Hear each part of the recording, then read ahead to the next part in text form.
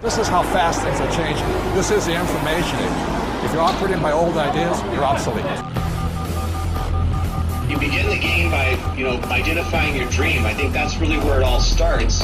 In today's economy and where we are today, it's not just a dream, it's more of a necessity. You've got to identify how you're going to survive more than how you're going to just, get something out there that you want. Here I am in New York City, financial capital of the world, surrounded by millions of people, most of whom will spend their entire lives working hard for money, but will have very little to show for it at the end of their lives. How many people are pissed off? I hate being told what to do. You have to fail fast. No one can steal my dream. You can count on the government destroying the dollar. All currencies have eventually gone to zero.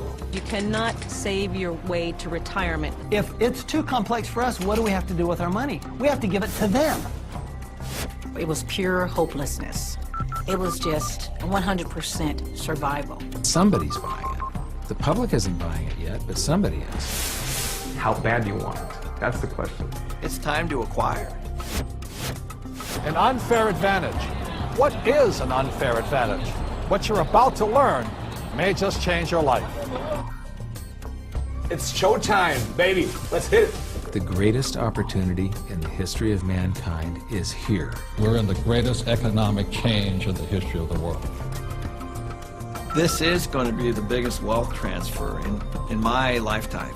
We've got an entire society that has been built up over the years with the idea that financial institutions are a better place to put your money than to take control of your own life. If you have a solid financial education, taxes, debt, inflation, and retirement can make you richer, not poorer. The rich will get richer and the poor and middle class gone. I was around my brother who was a part of a gang, who ran a gang, and that's a lot like running a business. Most people run from problems, and the truth is that's where the opportunities are. This really is a perfect financial storm. So I am optimistic about the future. It's going to crash. The next big economic boom will not be from the internet or China or India, but will be from empowering women. A big part of success is failing so many times that you learn and learn and learn your lessons. Robert says all the time that if you're not being successful, it's because you're not making enough mistakes. People think that cash is like a safe place to be, a place to park your purchasing power. And I think cash is the worst investment that you can have. And if you follow an economist, you're in trouble. Okay, you want to have barely enough income to survive if you're lucky. Go do 401ks, go do mutual funds, be my guest. This is the best time to talk about this because people have had a shift of context with this economy. To change your financial life often involves changing your mindset. It really is where it starts, is the attitude, it's the mindset, it's the decision that you're going to, take responsibility for your own financial life. Knowledge is money. Show business. When you think about show business, you always think about the show, right? Cameras and movie stars and makeup and glamour. But you never think about the business side of it because we don't have financial education. And I didn't learn that until 20 years down the road in my career. And now, I'm not only an expert in the show part of it, but I'm becoming an expert on the business side of it. Business is about production. We can produce our way out of any problem. I was probably age 8 when I started thinking about millions. The very, very first step is you've got to select your dream, because taking control of your financial life starts with a dream. There's got to be a bigger purpose than just making money. If you don't have something that is bigger than you, a dream, a huge dream, you're going to quit. Your friends and who you hang out with, whether you're a child or whether you're an adult, will dictate your destiny and your future. And so you have to be picky and choose your surroundings very carefully. It's creativity. It's brainstorming. It's being around like-minded people. People have so many emotions attached to money.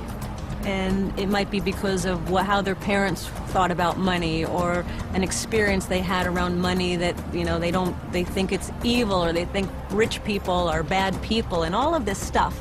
But if you just break it down, money is just a tool to be used in this world. Everybody today uses money, like it or not. The absolutely fastest way to put money in your pocket is to reduce your taxes. Gold and silver have been the safe haven asset for every second of the last 5,000 years. My real estate that we own, through depreciation, wipes out most of our taxable income. It just makes so much sense to me, and it's so much easier. I went to war to fight for capitalism. I fought for the freedom for a person like me who had nothing, to work hard, to use my brains, and to build a better life for myself and many other people. The problem isn't capitalism. The problem is laziness. People who expect something for nothing. The problem is greed. People who take more than they give. And the problem is ignorance, an education system that thinks that money is the root of all evil. It's ignorance, it's financial ignorance that has caused so much of this problem, not capitalism.